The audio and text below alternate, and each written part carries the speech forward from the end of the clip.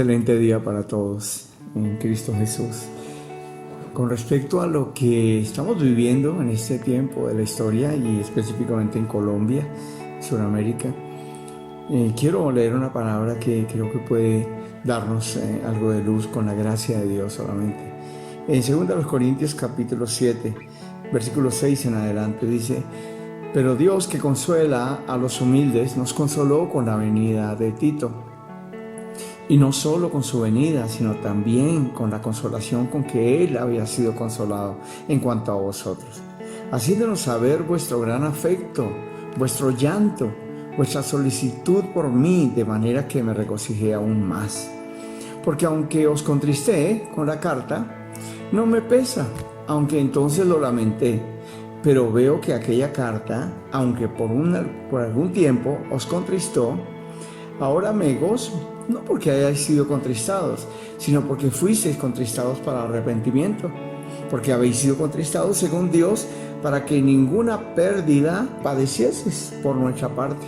Porque la tristeza que es según Dios produce arrepentimiento para salvación, de quien no hay que arrepentirse, pero la tristeza del mundo produce muerte. Voy a leer este último versículo, el versículo 10. La Nueva Traducción Viviente dice de esta forma: pues la clase de tristeza que Dios desea que suframos nos aleja del pecado y trae como resultado salvación. No hay que lamentarse por esa clase de tristeza, pero la tristeza del mundo, a la cual le falta arrepentimiento, resulta en muerte espiritual. La NBI dice: la tristeza que proviene de Dios produce el arrepentimiento que lleva a la salvación, de la cual no hay que arrepentirse, mientras que la tristeza del mundo produce muerte.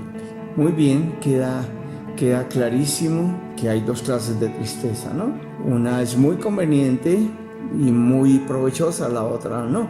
Es como dice Eclesiastés, ¿no? Mejor ir a la casa del luto que a la casa del banquete, de la alegría. Ir a la casa de la tristeza, porque con la tristeza de rostro se enmienda el corazón y se despierta la conciencia. Cuando alguien va a un funeral, dice que ya pone en su corazón que debe prepararse, que debe arrepentirse. Entonces, esa tristeza es muy importante. Por eso quiero hacer alusión en este momento a un texto que, gracias a Dios, es muy conocido por la iglesia del mundo entero. Y es segundo libro de Crónicas 7:14. En contexto dice: si algún día yo tengo que traer disciplina, plagas, adversidad a causa del pecado, a causa de la rebelión, dice el Señor, si en ese momento de vivir tales adversidades que son consecuencia de pecado, de darle la espalda al Señor, si en ese momento mi pueblo se humilla, sobre el cual mi nombre es invocado, y oran y buscan mi rostro y se vuelven de sus malos caminos, yo los oiré desde el cielo y perdonaré sus pecados y sanaré su tierra. Yo no encuentro en la Biblia ningún otro mecanismo, ninguna autopista más veloz para alcanzar una solución, una sanidad, que el camino de la humillación, la gran autopista de la humillación. Y yo creo que si tomamos el camino de la guerra espiritual, que es muy de Dios la guerra espiritual, o el camino de decretar, de profetizar, son caminos mucho más largos y no son eficaces, porque no podemos pensar que si no nos volvemos a Él, si no confesamos pecados, si nos apartamos de ellos, pues es muy difícil pensar que con solo profetizar se arregla todo, o con solo guerra espiritual. Necesitamos la humillación.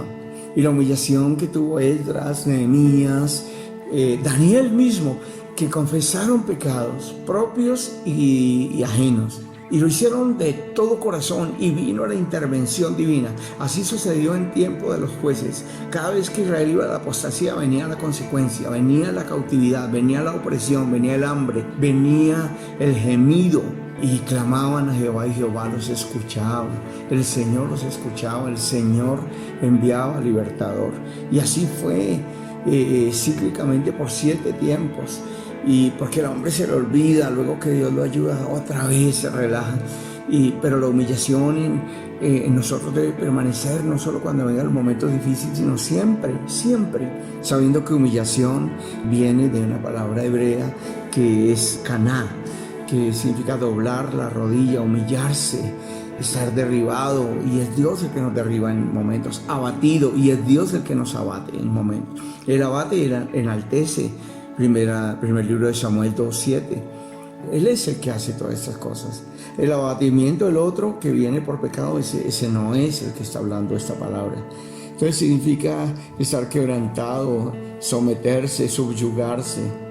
Acuérdense que en Miqueas el Señor le dice al pueblo: ustedes se han rebelado contra mí, ¿qué les he hecho? Dice: ¿y cómo es que se van a reivindicar conmigo? ¿Con 10,000 ríos de aceite o con miles de holocaustos o dando la vida al primogénito? Dice: hombre, Él te ha declarado, Él te ha expresado claramente lo que pide, que hagas justicia, lo correcto, que ames misericordia, porque Dios tiene misericordia, nosotros debemos tenerla. Misericordia, recuerden que es no dar lo que las personas se merecen, y gracia es darnos lo que no merecemos. Entonces gracia y misericordia son mucha gloria de Dios.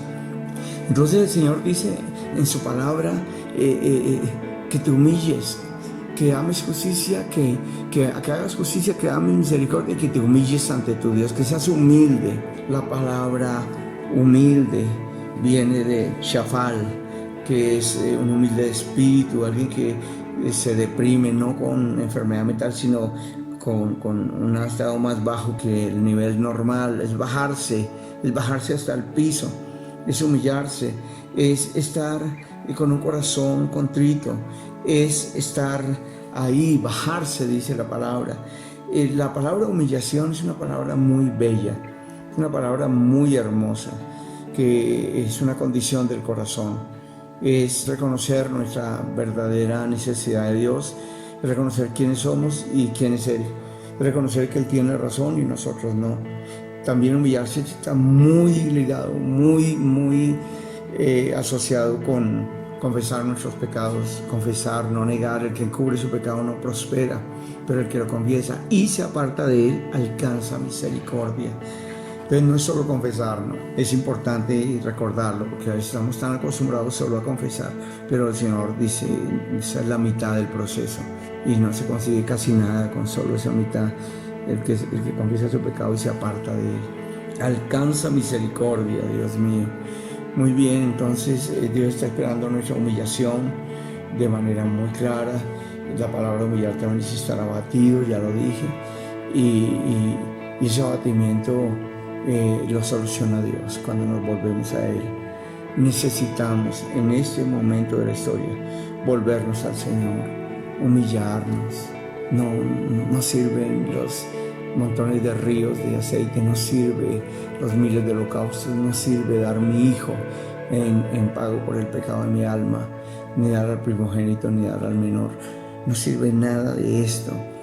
Lo que sirve es que nos humillemos y como le animo en el nombre del Señor, que no estemos como teniendo una humillación superficial,